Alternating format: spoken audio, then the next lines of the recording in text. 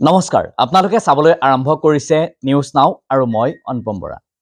মৰিয়নিত আটাচাৰ প্ৰতিবাদ কাজিৰঙাত অসমৰ ভূমি বহিৰাগত পনীয়াক হস্তান্তৰ কৰাৰ বিৰুদ্ধে উত্তাল প্ৰতিবাদ সাব্যস্ত কৰে। নিউজ নাওৰ এক বিশেষ প্ৰতিবেদন। মৰিয়নিত আটাচাৰ প্ৰতিবাদ শুকুৰবাৰে পুৱাই মৰিয়নিত আটাচাই উত্তাল প্ৰতিবাদ সাব্যস্ত কৰে।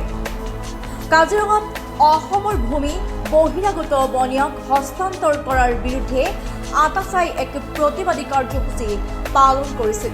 উক্ত প্ৰতিবাদস্থলীত বহু কেইগৰাকী আটাচাৰ নেতাক আৰক্ষীয়ে গুৰুলকৈ প্ৰহাৰ কৰাৰ প্ৰতিক্ৰিয়া অব্যাহত আছে।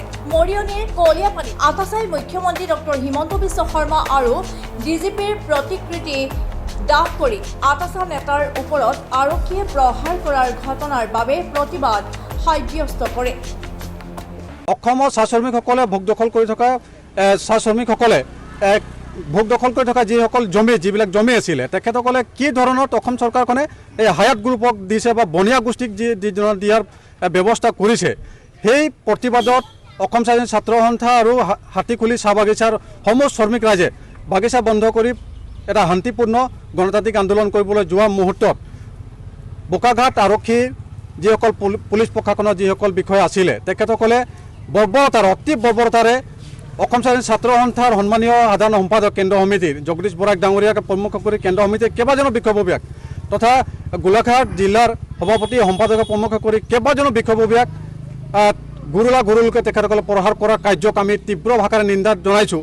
আৰু তাৰ প্ৰতিবাদত আমি আজি অসমৰ মুখ্যমন্ত্ৰী আৰু গৃহ বিভাগৰ জিপি সিং ডাঙৰীয়াৰ প্ৰতিমূৰ্তি আমি দা কাৰ্যসূচী ইয়াতে আমি লৈছোঁ।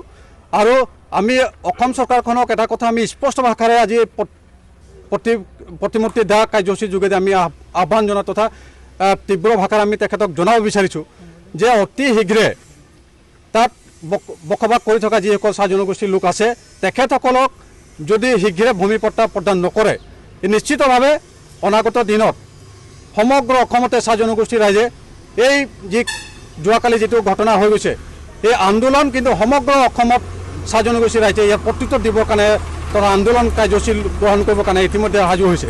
হয়, যোৱাকালি কাজিৰঙাৰ ইংলে পথাৰত যি ঘটনা সংঘটিত হ'ল ইতিমধ্যে তাত থকা যিখিনি চাহ শ্ৰমিক ৰাইজে ভোগ দখল কৰি থকা মাটি সেই মাটিসমূহ তেওঁলোকৰ মানে গম নোপোৱাকৈ শ্ৰমিক ৰাইজ যিসকলে ভোগ দখল কৰে তেওঁলোকক গম নোপোৱাকৈ অসমৰ চৰকাৰে হায়াত গ্ৰুপক তেওঁলোকে গতাই দিলে।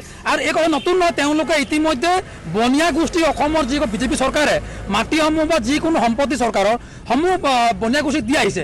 আৰু এই সময়তে যিসমূহ চাহ শ্ৰমিকক তেওঁলোকে ভূমিপট্টা দিয়াৰ কথা ক'লে, যিসমূহ তেওঁলোকক জনাতিকৰণ দিয়াৰ কথা ক'লে, সেইটো সময়ত ভূমিপট্টাৰ কথা পাছ পৰিলে ভূমিপট্টাৰ পদতে যিখিনি তেওঁলোক দখল থকা মাটিখিনি কিন্তু বনিয়া গোষ্ঠীক দিয়া যদি চক্ৰান্ত কৰিছে এই চক্ৰান্ত ঘটনা আমি গৰিহণা দিছোঁ। আৰু লগতে যোৱাকালি এই ঘটনা গৰিহণা দিব যাওঁতে স্বাধীন ছাত্ৰ সন্থা আৰু চাহ শ্ৰমিক মহিলা শ্ৰমিকৰ ওপৰত পুৰুষ পুলিচ প্ৰশাসনে যেনেধৰণে বৰ্বৰ আক্ৰমণ কৰিলে এই কথাষাক আমি গৰিহণা দিছোঁ।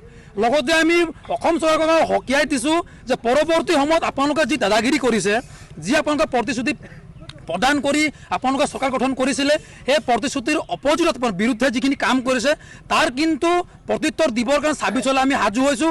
আমি ইতিমধ্যে আগতো কৈছিলোঁ যোৰহাট জিলাত যোৰহাট লোকসভাত তেওঁলোকে উত্তৰ পাইছে, পৰৱৰ্তী সময়ত তেওঁলোকে উত্তৰ পাবলৈ সাজু হৈ থাকক।